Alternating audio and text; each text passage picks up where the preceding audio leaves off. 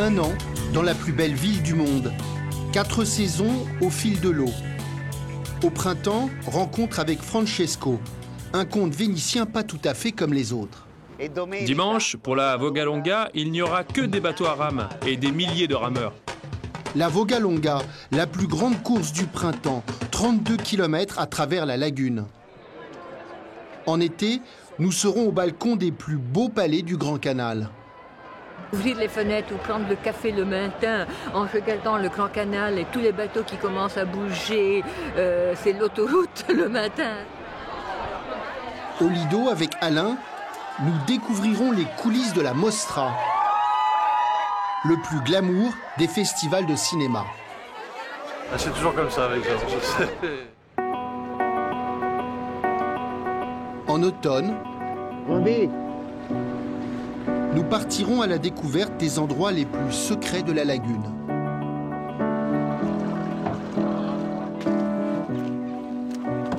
On va mettre tout ça dans notre estomac maintenant. Novembre, c'est l'Aqua Alta. Ça monte là, hein? Et le dernier maître verrier de l'île de Murano. En hiver, c'est évidemment le temps du carnaval.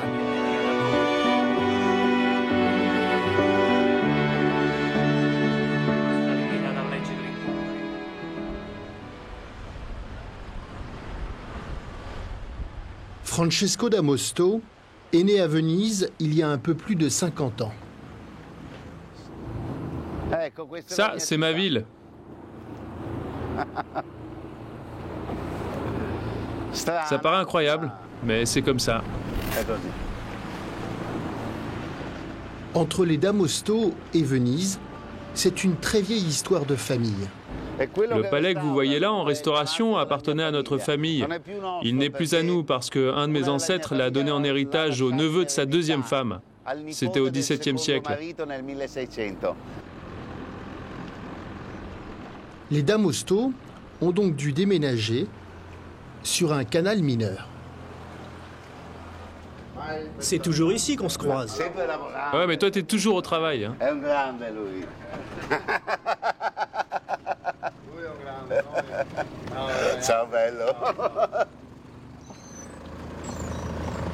Ce matin, au marché du Rialto, les étals sentent bon le printemps. Ça, ce sont des artichauts vraiment tout petits. Ils sont typiques de Venise. On les exporte dans le monde entier. C'est excellent.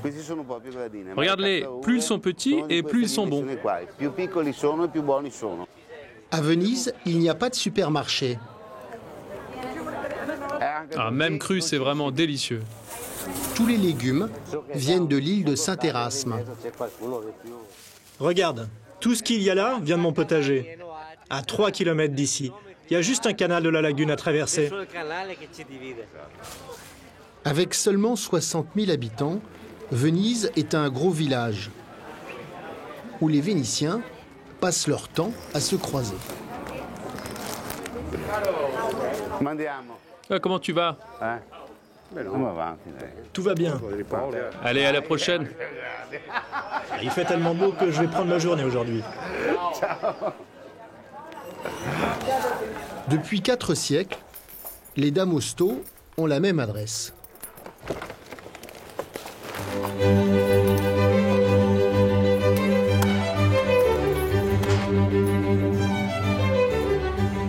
Et ça, c'est ma maison. Ici, à part l'électricité, rien n'a changé. Avant, dans les palais, c'était comme une communauté. À l'étage, il y avait la maison, les bureaux. Et dans le hall, on stockait les marchandises. Mon bureau est toujours là. Vous voulez venir voir? C'est un peu le foutoir. Hein. Architecte, écrivain, Francesco est un touche-à-tout, dans le plus pur esprit de la Renaissance. Moi, pour retrouver les choses, il faut que je les voie. Si je les vois pas, c'est qu'elles sont perdues.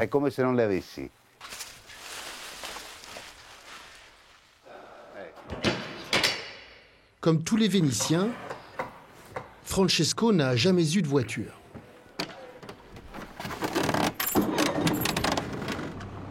mais il garde religieusement son premier bateau, celui qu'il a reçu pour ses 18 ans.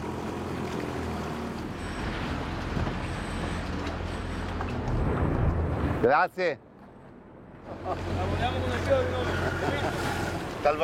Quelquefois, quand ils livrent, ils garent leur barge dans le canal. Et là, tu es bloqué et tu attends. Tu attends et tu siffles. Et ça ne sert à rien.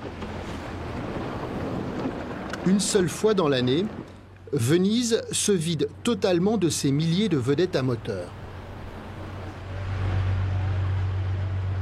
C'est l'événement du printemps.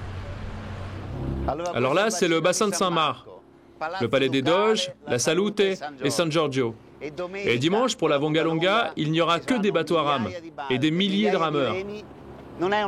Ce n'est pas une course, mais tout le monde va aller le plus vite possible. On ne se fait pas de quartier.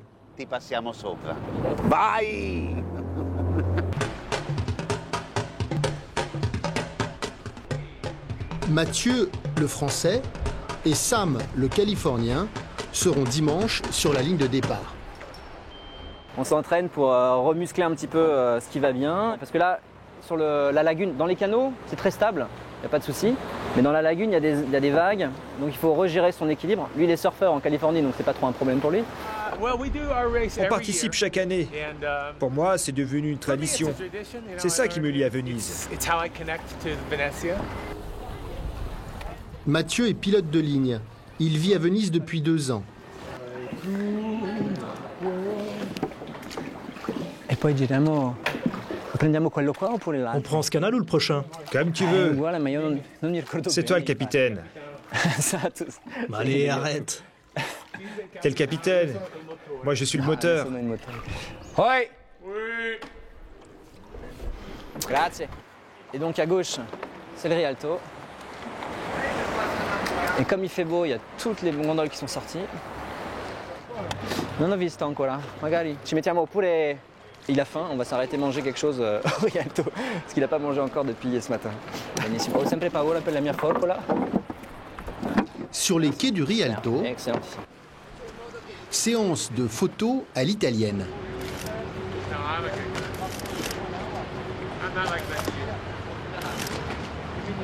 Sam et Mathieu n'ont plus que 2 jours d'entraînement avant la course. È stato un bellissimo J'espère giorno. vraiment qu'il va pas pleuvoir.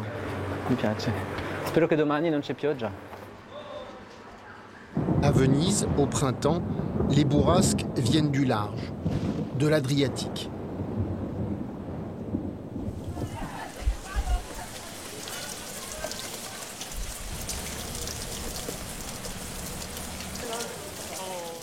Mathieu et Sam maintiennent tout de même leur inscription à la course.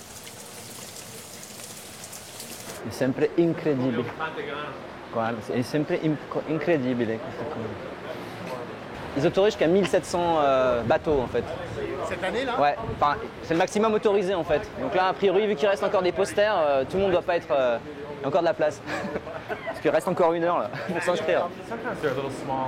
une signature et le dossard numéro 339 est officiellement enregistré. Grazie mille. Ciao. On est prêt, allez. On sera prêt. Non, Allez, sois pas stressé. Un conseil éclairé, car en mai, Venise change de ciel en quelques minutes. Ok, questa è la sottoclassita. Francesco emmène ses enfants à la fête de l'école. Tu vois, c'est la fête du printemps. Chaque printemps, les parents d'élèves et les institutrices organisent une kermesse bucolique. On a de la chance. C'est un des seuls jardins qui est resté. Enfin, il n'y en a pas beaucoup à Venise. C'était un ancien hôpital pour les enfants. Et pour le moment, voilà, on a la possibilité de l'utiliser. San Siro est la seule école de l'île avec un jardin. Le cadre idéal pour célébrer le retour des beaux jours. On va se reprendre le bateau régulièrement, on sort toute la journée, on dîne dehors, on déjeune à l'ombre. Francesco et son fils Pierangelo doivent s'absenter. Aia.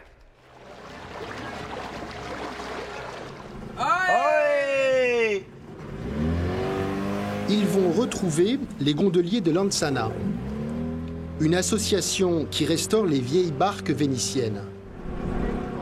Comment vous allez? Oui, on est prêts. On est tous prêts pour demain alors. Lalo, Giuseppe, Paolo sont des amis d'enfance. Francesco va ramer sur leur gondole. Dans leur hangar à bateau, ils accumulent un incroyable bric-à-brac.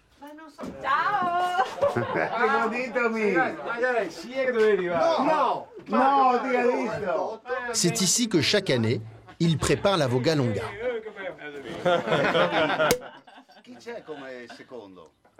Allez, à la grande aventure.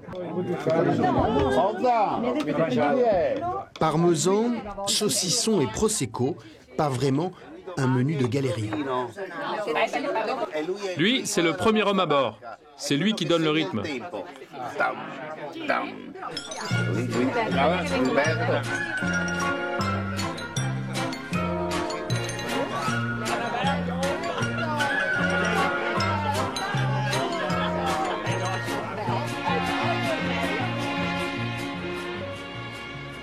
Créé il y a 40 ans pour célébrer l'art de ramer à la vénitienne, debout face à la proue, le succès de la Vogalonga est chaque année plus important.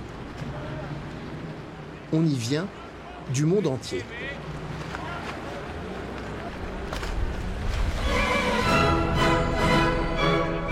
Sur sa terrasse, le Cherini, le plus ancien club nautique de Venise, reçoit. Polenta géante. C'est ici que Mathieu et Sam ont appris à ramer à la vénitienne. Hey, comment ça va? On se retrouve ici chaque année?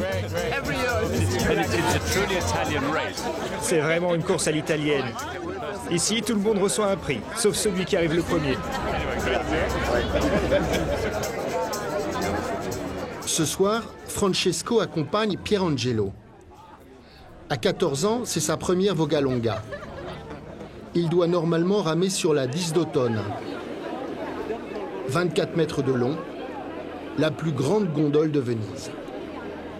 Mais les prévisions météo vont bouleverser leur projet. Non, ça ne sera pas la tempête, mais il y aura une pluie battante. Et il y a un risque de vent? Non, le vent, c'est sûr qu'il y en aura. Alors les plus jeunes ne pourront pas ramer. Oui, parce que soit on fait comme ça, soit la gondole ne part pas. Grosse déception. La 10 d'Autona partira sans Pierangelo.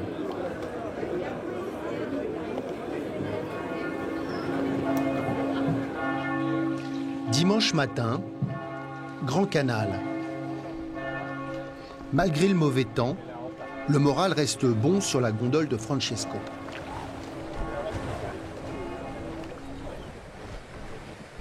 Je crois que ça va être une belle journée.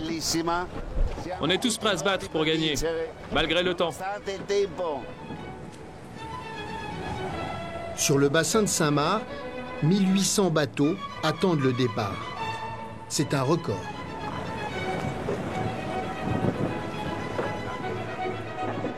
Il ne nous reste plus qu'une minute.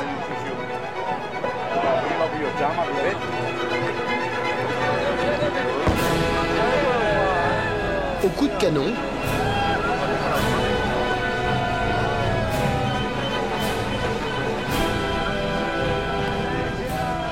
c'est parti pour 32 km à travers la lagune. Propulsée par ses 18 rameurs, la 10 d'automne distance très vite Sam et Mathieu.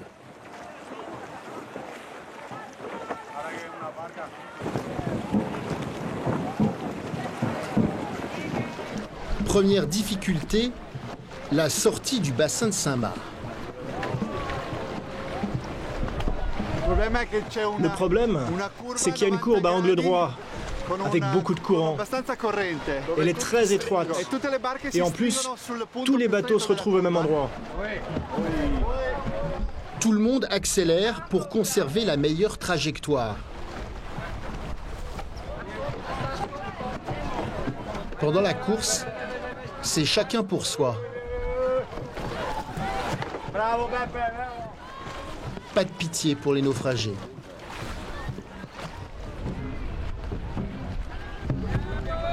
Dragon Boat chinois, prototype, à condition qu'il soit à rame, tous les types de bateaux peuvent participer. Dès la sortie du chenal, les conditions se détériorent rapidement.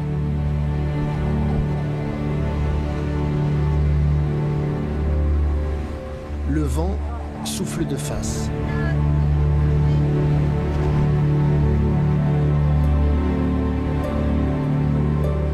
C'est la partie la plus difficile de l'itinéraire.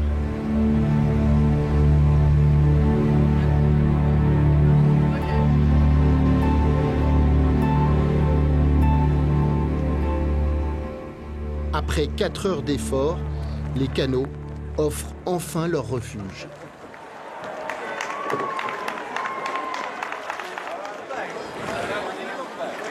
À Venise au printemps, il suffit parfois de passer un pont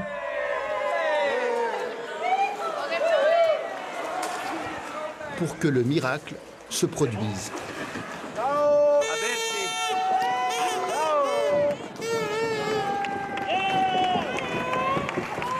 Maintenant, on va pouvoir déboucher le Prosecco.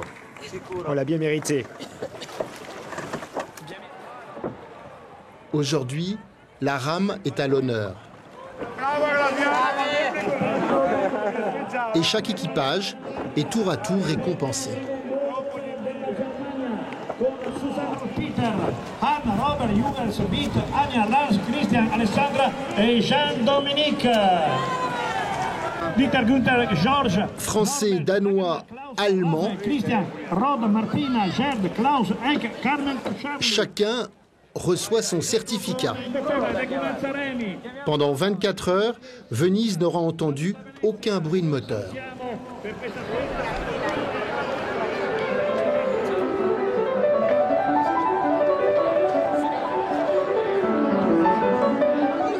L'été, Venise est une fourmilière.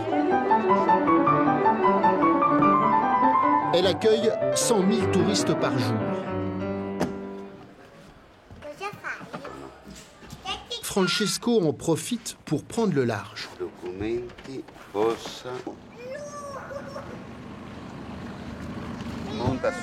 Avec 2 de ses enfants, il part passer la soirée loin de la foule.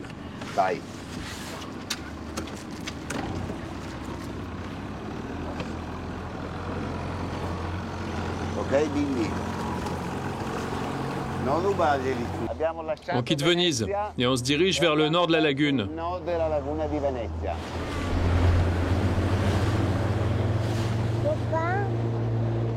Et papa, qu'est-ce qu'on va manger sur l'île ce soir?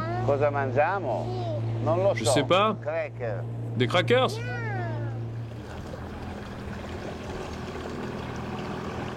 Mazzorbeto n'est qu'à 6 km à vol d'oiseau de Venise. Mais c'est un autre monde.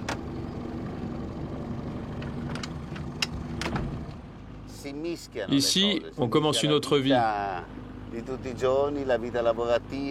Le week-end, tout le monde se retrouve, c'est comme une grande famille. Sur l'île, tout le monde se connaît. Ciao Max! Ce soir, on fait une petite fête pour mes filles. On se voit vers 4 heures. Tu veux qu'on vienne à quelle heure? Les gens arrivent vers 4 heures, mais la fête commencera que vers 19 heures. Ah, c'est une soirée alors. Formidable. À tout à l'heure alors.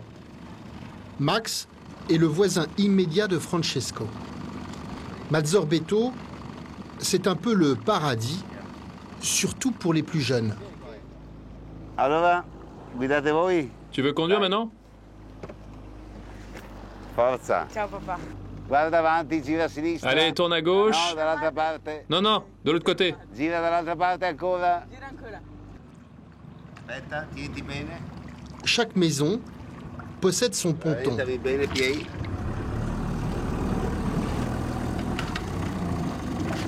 Vai su e ti passo le cose.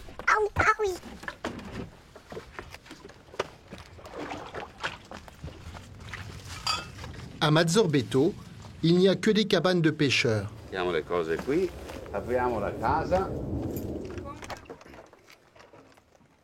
Ouh là là, il y a des grillons partout. Vai fuori, non fermalo lì.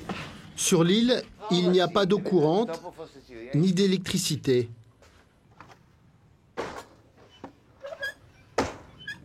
Mais la vue est imprenable. Un po' di ragnatele, ma un po' di aria, sì.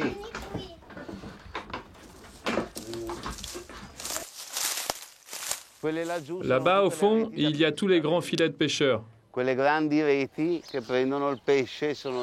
Toutes les structures sont construites sur pilotis. Totalement préservée, l'île n'a pas de clôture. Pour passer d'une maison à l'autre, il suffit de suivre le chemin. Come va lì?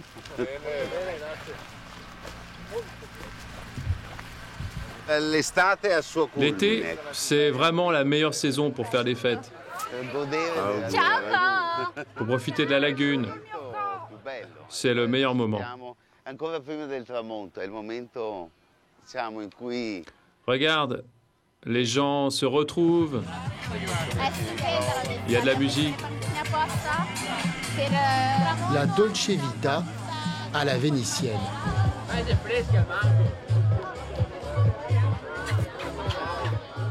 Ah, mais voilà la plus belle. Elena fête avec ses amis son 25e anniversaire.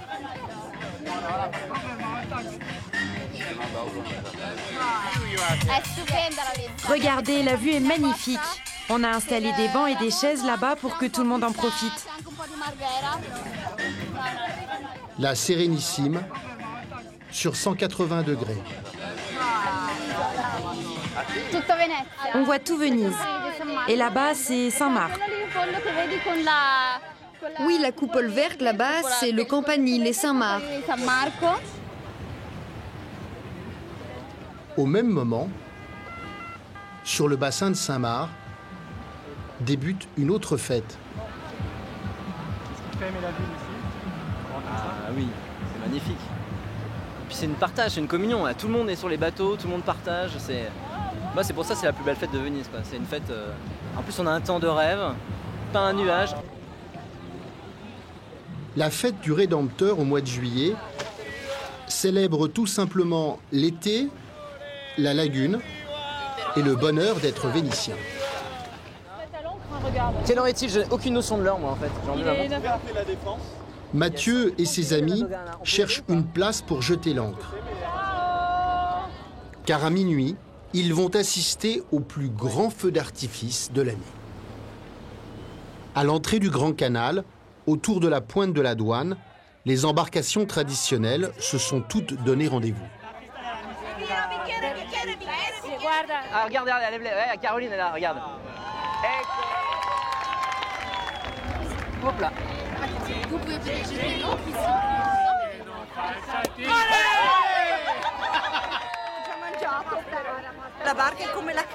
Le bateau, c'est comme une maison. Si on t'invite sur un bateau, c'est comme si tu entrais dans la maison de tes hôtes. On t'invite à dîner, et puis tu passes d'une barque à l'autre. On se connaît pas forcément, mais on discute. On est tous ensemble, on apprend à se connaître.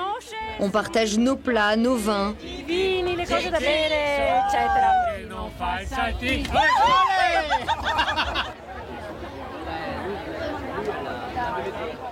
Et tout d'un coup, il est déjà minuit.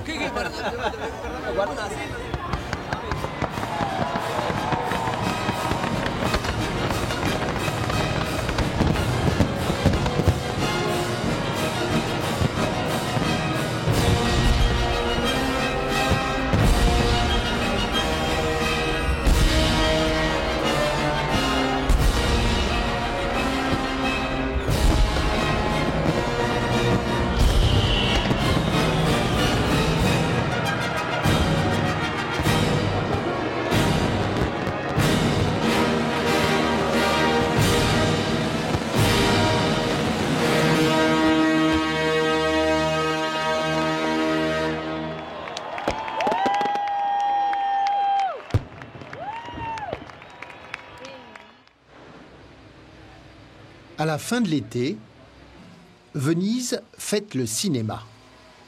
C'est le rendez-vous des stars et des photographes. Alain Hamon, français d'origine et vénitien d'adoption, prépare sa journée.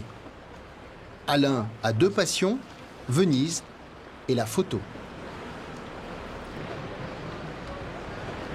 Alors on va remonter le Grand Canal jusqu'au bassin de Sama. On va passer du côté de San Giorgio Maggiore et on va filer directement vers le Lido. Prendere la linea 22. Au Lido commence aujourd'hui la Mostra, le célèbre festival du cinéma vénitien. Sur le chemin, les yachts donnent le ton. Les stars du cinéma sont déjà là.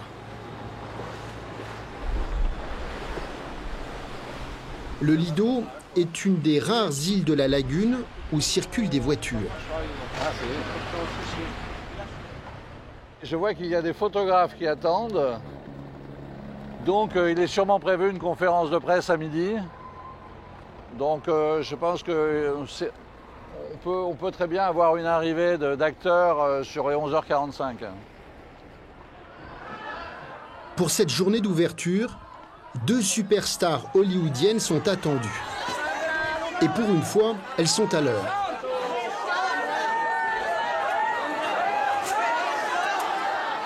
George Clooney et Sandra Bullock. Le couple vient présenter Gravity, leur dernier film, à la Mostra de Venise.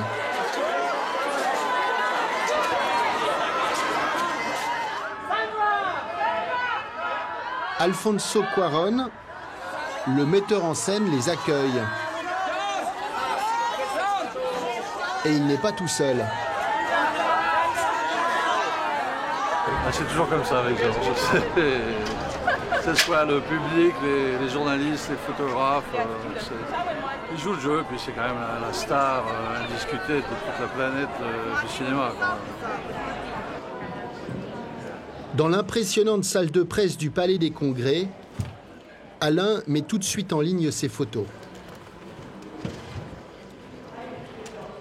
Son blog est exclusivement dédié à Venise. Un coup de foudre il y a très longtemps et qui a, je vais dire, bouleversé ma vie. Et quand j'ai découvert Venise, je n'ai plus que de cesse que de penser à un jour m'y installer.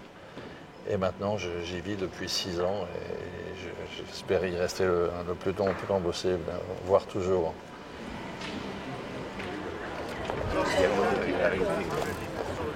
Tenue de soirée ce soir pour Francesco et sa femme Jane.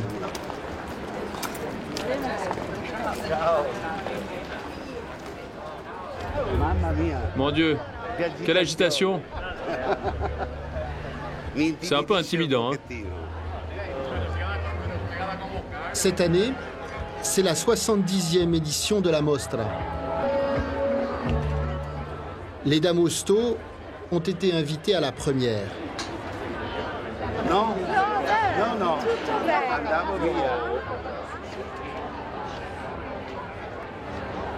Les photographes prennent les premiers places de chaque côté du tapis rouge. Alain est aux premières loges. Le scénario de la soirée est parfaitement au point.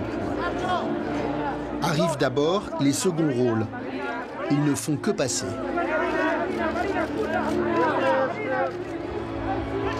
Viennent ensuite les membres du jury. Regain d'intérêt, d'autant que cette année, Virginie Ledoyen en fait partie.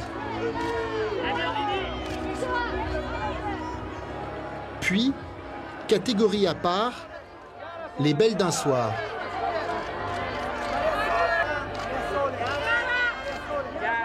À tour de rôle, elles enflamment le tapis rouge.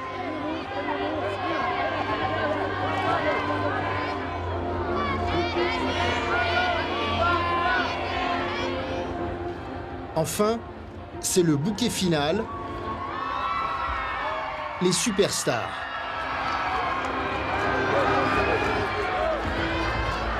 George Clooney entre dans l'arène.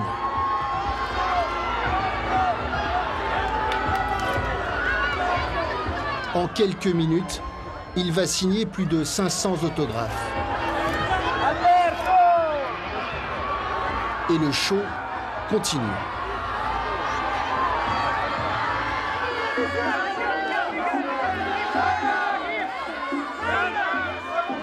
Le film remportera 7 Oscars à Hollywood quelques mois plus tard.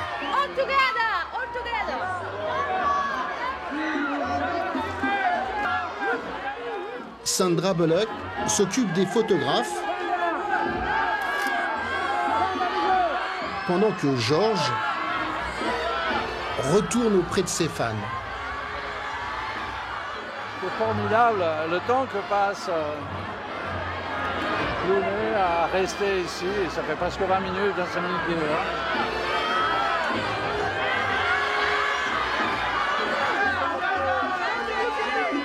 Fin du spectacle. Parfait. C'est bien? Magnifique, stupende. Magnifique. Alain va finir la soirée sur un petit nuage.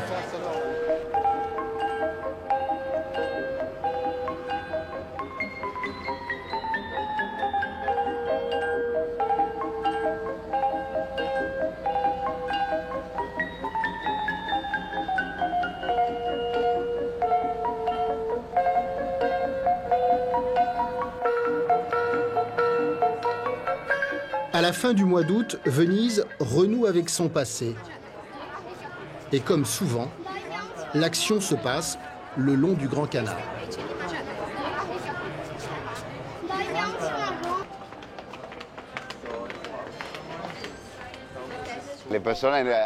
Tout le monde attend ce jour. Si vous êtes vénitien et que vous avez une grande maison, vous recevez des invités pour assister au spectacle. Mais mon palais ne donne pas sur le Grand Canal. Alors moi, je suis invité dans un autre palais pour voir mon fils Pierangelo, qui navigue aujourd'hui. Le palais des Grimani, comme tous les palais vénitiens, a un accès sur la rue et un autre sur l'eau. Là, c'est la porte d'eau. C'est vraiment une atmosphère typiquement vénitienne. À l'étage noble, les premiers invités sont déjà là.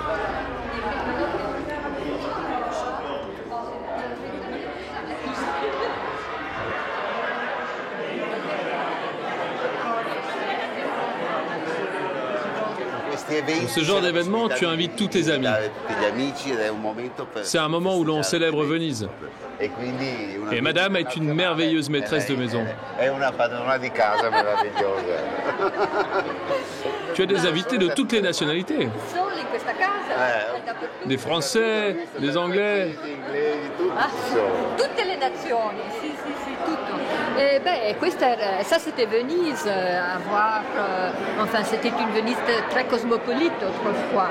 Et ici dans cette maison, on essaye encore d'avoir plein de gens qui viennent un petit peu de partout. Okay. 3 des doges de Venise étaient des Grimani. C'est l'une des plus illustres familles de Venise. Les balcons du palais donnent directement sur le Grand Canal. Alors là, ici, vous avez les palais Mocenigo, où Lord Byron a habité. Et après, en continuant, enfin, vous avez tous les grands palais de Venise. Ça, c'est le côté du Grand Canal, peut-être, qui est le plus...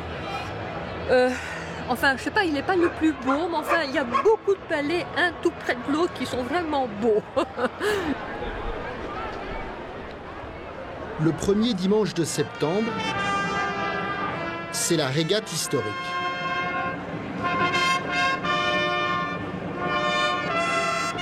Au XIVe siècle, la République vénitienne est à son apogée. C'est la plus grande puissance économique de la Méditerranée.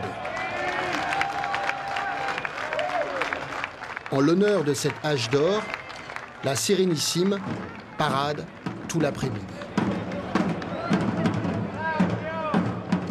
Mais ce que tout le monde attend vraiment, c'est cela.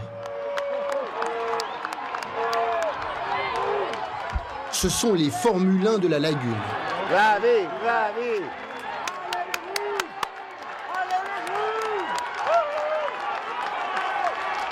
Entre les deux meilleures équipes, la rivalité est légendaire.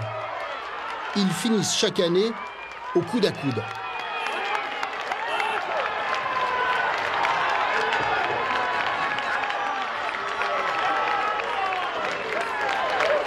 Les frères Vignotto de Saint-Érasme, ils sont magnifiques. Et comme chaque année, les perdants se cherchent des excuses.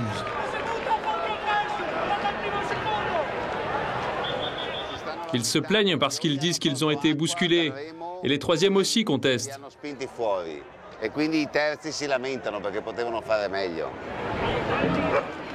La brouille durera 12 mois jusqu'à l'été prochain.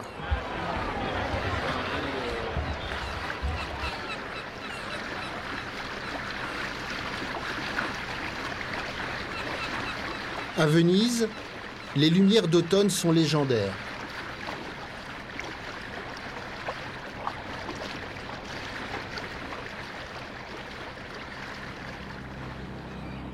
Regardez ces reflets sur l'eau. C'est magnifique. L'hiver, il y a moins d'air et la lumière est plus dure, plus forte.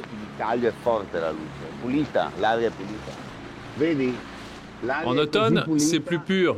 Regarde, c'est tellement pur que l'on voit toutes les montagnes et la neige aussi. Wow. Le massif des Dolomites court du Piémont jusqu'à Venise.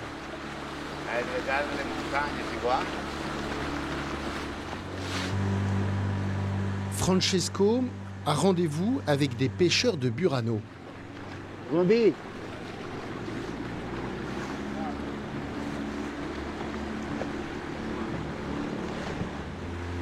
La lagune compte une trentaine d'îles. Burano est facilement reconnaissable. Son clocher est sérieusement bancal. À Venise, toutes les maisons sont construites sur pilotis, des pieux enfoncés dans la vase. Et quelquefois, la vase est moins dense et du coup, les fondations bougent.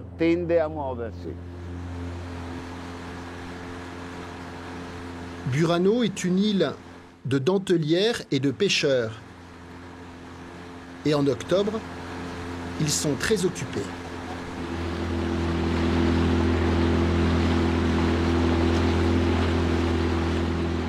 Regarde, ils sont là.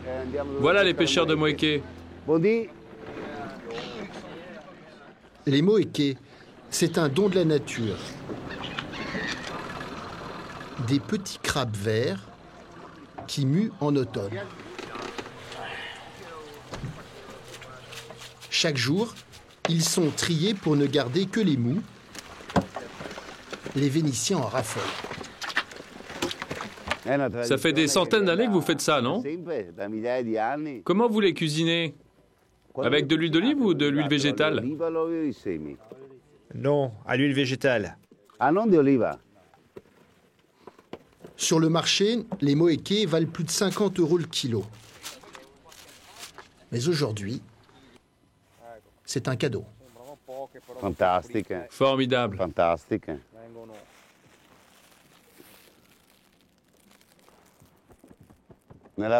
Maintenant, on va mettre tout ça dans notre ventre. Novembre, c'est le mois des grandes marées. L'Adriatique s'invite dans la lagune. C'est l'Acqua Alta.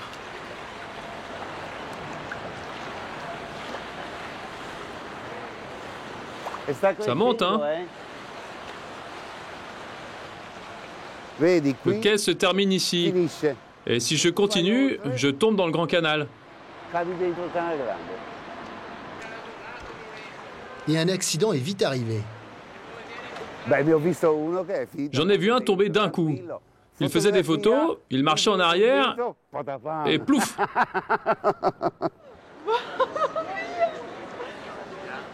Place Saint-Marc, il y a 60 cm d'eau.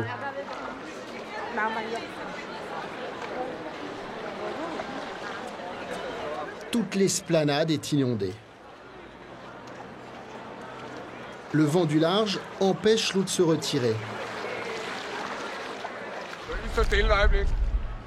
Et les touristes, forcément, doivent s'adapter.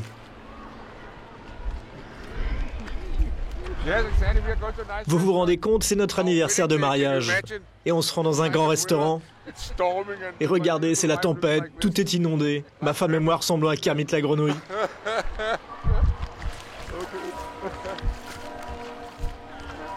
Chaque automne, Venise est submergée plus d'une douzaine de fois.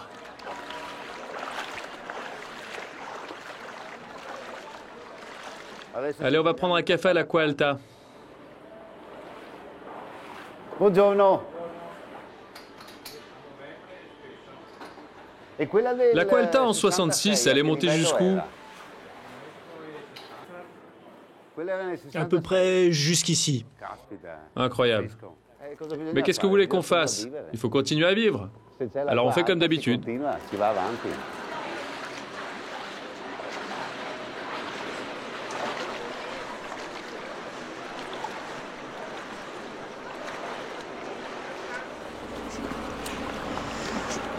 Muriel Balanzi est parisienne. L'Acqua Alta, aujourd'hui, l'a un peu prise par surprise.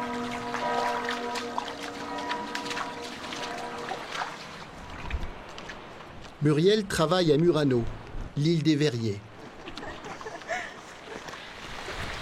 Ce matin, elle va retrouver son compagnon dans l'un des ateliers les plus anciens de l'île. Là, ça donne sur la lagune, en fait. Et le fait est que c'est une des zones où les ondes sont les plus hautes, parce qu'il n'y a absolument aucun pont, aucune habitation qui arrête l'arrivée de l'eau directement dans la ville. À Murano, l'on travaille le verre depuis le Moyen-Âge. Giovanni est sans doute le maître verrier le plus doué de sa génération. Il a commencé à l'âge de 12 ans.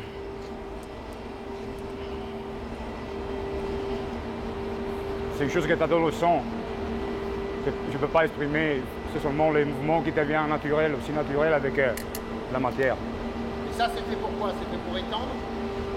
Non, pour faire les pliures comme ça, pour la gravité.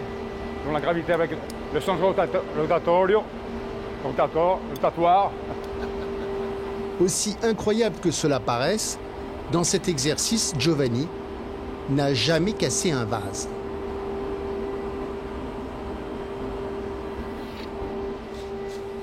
Toutes ces pièces sont uniques. Tout ce que tu veux. Toi, tu rêves, et moi, je le fais. Et justement, Muriel a un rêve. Alors ça, en fait, ce sont les perles que j'ai réalisées à l'atelier. Et c'est le projet qu'on est en train de faire avec Giovanni. L'objectif est de créer un flacon à parfum inédit. OK.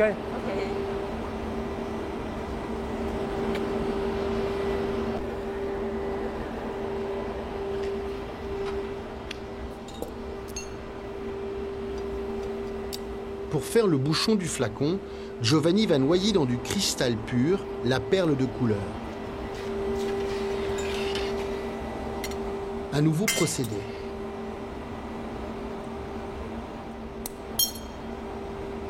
Chauffée à plus de 1000 degrés, la perle fond et s'étire. Je peux le faire hexagonal, mais si c'est trop petit, ça n'ira pas, alors je préfère le faire ovale. En ajoutant du cristal en fusion, Giovanni finit par obtenir exactement ce qu'il souhaite.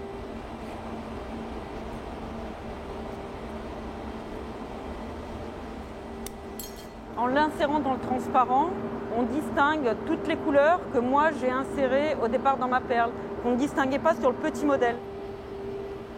On va la détacher. Demain, Giovanni façonnera le flacon.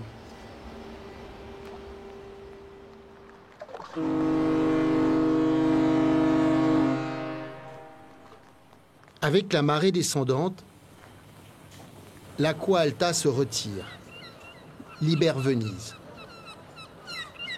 Et le grand canal retrouve son lit.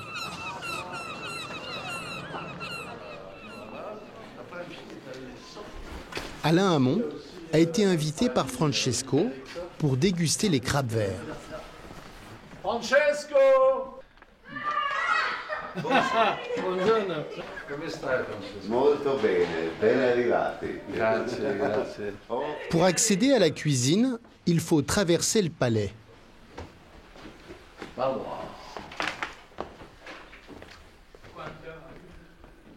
C'est une des plus belles salles du palais vénitien. Le Portego, le grand hall du palais. Ici, il y a la map delle navigations de cette là avec la statue. Et le roi de Portugal. Alvise d'Amosto, un ancêtre de Francesco qui au XVe siècle a découvert les îles du Cap-Vert.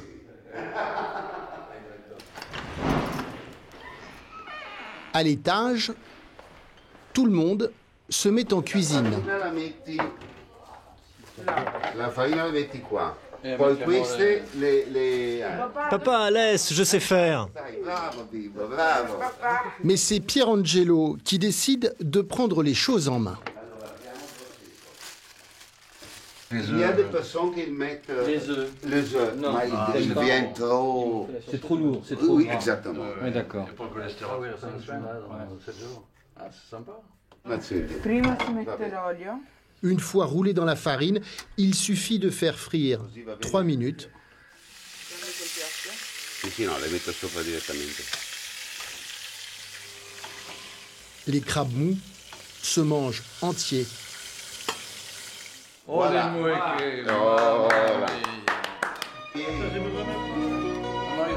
Un délice englouti en quelques secondes.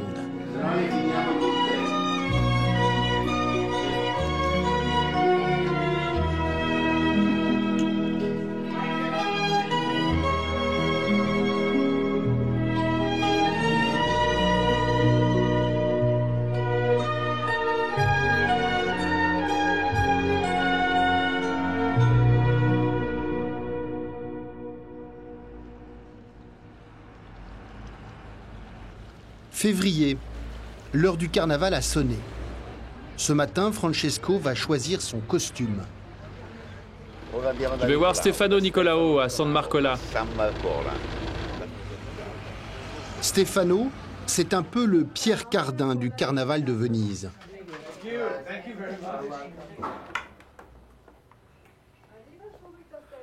Bonjour à tous. Je viens voir Stefano, je sais qu'il est occupé, mais c'est vraiment le seul qui peut m'aider. Le maître costumier est en pleine séance d'essayage avec des clients américains. Madame a un souhait, incarner une comtesse du XVIIe siècle. J'en rêve depuis que j'ai 5 ans. Et là, ça y est, je suis dans mon rêve. Pour Francesco, c'est au premier étage. Là, c'est mon trésor. Tu peux faire ton choix.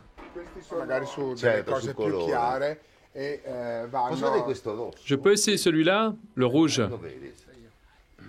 Celui-là, il me plaît. Quelle belle étoffe. C'est de la soie? Oui, c'est de la soie. C'est gentilissimo, mamma mia. Et après, je te donnerai les jabots.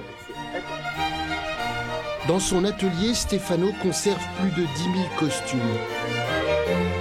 Tous sont faits sur mesure.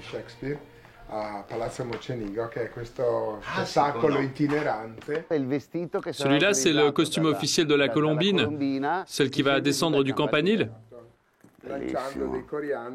Oui, et cette année, tu vois, on est sur les tons plutôt verts. On s'est inspiré du vert de Murano. Le thème, c'est la beauté de la nature. Il est magnifique. Pour admirer le vol de l'ange, ils sont tous là. Poudrés, masqués, coiffés. C'est la crème des carnavaliers. Les puristes du costume historique. C'est toujours un costume 3 pièces avec un petit pantalon de marquis, un gilet, une veste. Et ça se porte avec chemise à jabot, gants, cannes et bijoux. Et bijoux, nous sommes à Venise, donc des bijoux, des bijoux, des bijoux. Yves et Bruno sont des fidèles. Ils n'ont pas manqué un carnaval depuis 10 ans. Permesso, devo passare. Alain non plus ne rate jamais cette journée d'ouverture sur la place Saint-Marc. Il cherche, et ce n'est pas simple, le meilleur angle pour la descente de l'ange. L'ange va partir, il va être accroché à harnais. On voit à la balustrade là-bas, donc elle va être accrochée au harnais là. Là, on doit être à 75-80 mètres à peu près. Hein. Elle est partie. À midi pile, suspendu à un câble, Scende l'angelo del Carnevale di Venezia 2014. la plus jolie fille de l'année entame son envol.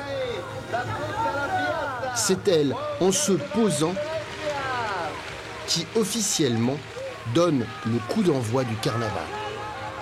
C'est magnifique. Et là, c'est magnifique.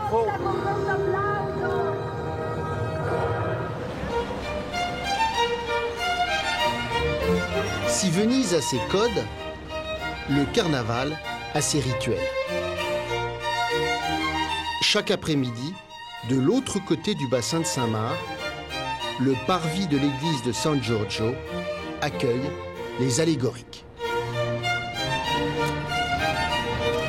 Ils attendent le coucher du soleil parce que ça va donner des couleurs magnifiques. Alors il y a ça, il y a les couleurs du coucher du soleil et effectivement avec le fond de la place Saint-Marc et derrière, le palais des Doges de Campanile, c'est vraiment très très beau.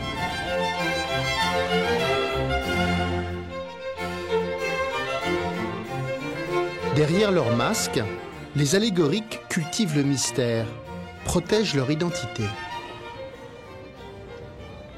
À l'opposé, les historiques s'affichent à visage découvert. Oui, je suis directrice de développement sur de l'immobilier d'entreprise. Je conçois des grands centres commerciaux, donc rien à voir avec le carnaval de Venise.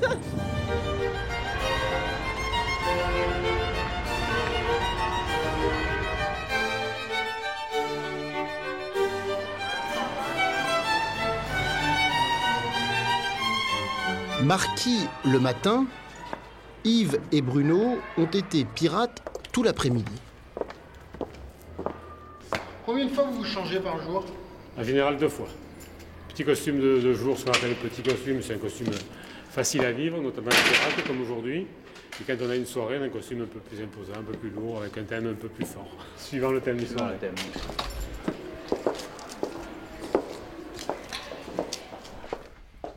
Donc on a une chambre de carnavalier avec ses costumes. Alors, au fond, là, vous avez les costumes. Vous avez une vingtaine de costumes pour 2 personnes. On a notamment des costumes ecclésiastiques. Cette année, c'est la première année. Alors, je vais vous montrer les petits chapeaux qui vont avec. On a un petit chapeau tout simple, ce qu'on appelle un petit chapeau de Don Camille. Bon, un peu strassé parce que c'est le carnaval. Hop, vous allez retrouver le même velours rouge, le même motif qu'on a vu sur la mitre, qui est brodé par nous-mêmes. On a une brodeuse, on fait nos broderies. Avec ça, il y a l'accessoire qui va avec, la dentelle qui vient sur la chasuble, le petit manteau pour ne pas avoir froid. Et pour ce soir, ça, ce sont des copies. Copie de généraux d'Empire. Alors ça, c'est la copie conforme. On va vous montrer le bicorne qui va avec. Copie conforme.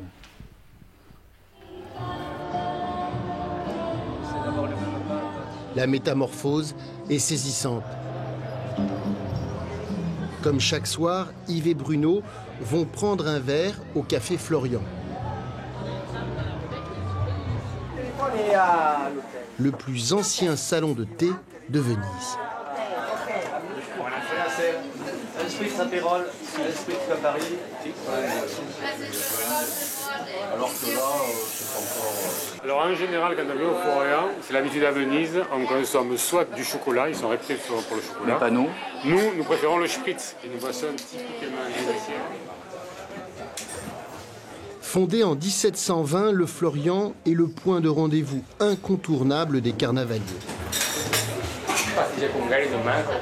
Le décor parfait pour un voyage dans le passé.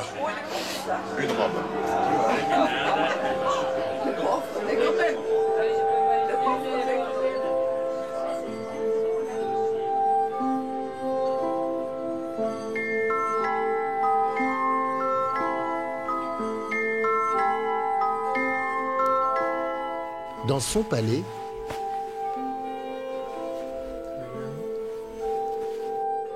le comte d'Amosto s'apprête à sortir.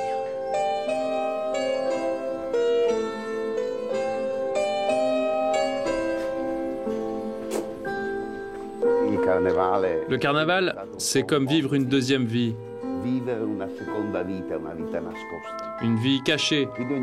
Alors chacun s'habille comme il le souhaite vraiment.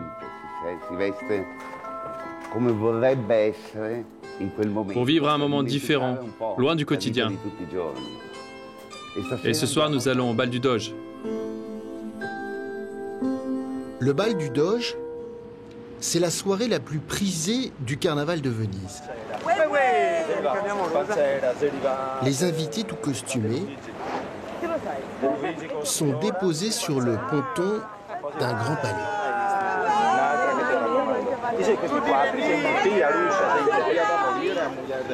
Le Palazzo Pizzani Moretta revit ce soir les fastes du XVIIIe siècle.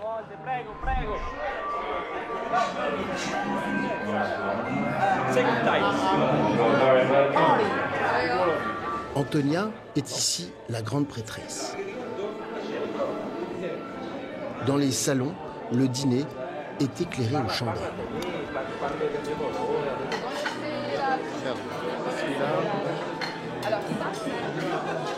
Le palais Pizzani Moretto date du XVe siècle.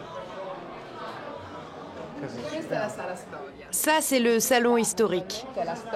Vous avez ici toute l'histoire du palais et de ses différents propriétaires. Et ici, vous avez d'autres portraits de personnages historiques.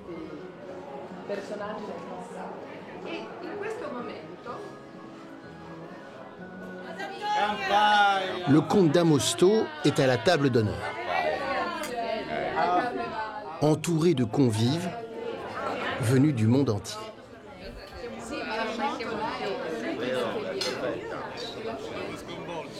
Après le dîner, pour le reste de la nuit, suivez les courtisanes.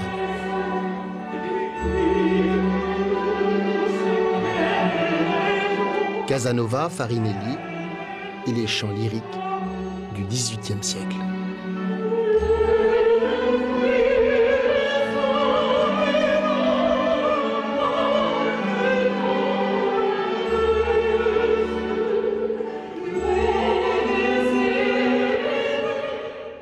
À l'aube, le grand canal s'éveille. Un petit matin d'hiver, comme Francesco les aime.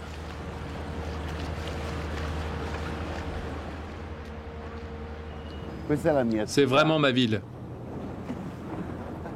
Je ne peux pas m'imaginer vivre sans elle. Et même si quelquefois je dois partir, je sais que j'y reviens toujours.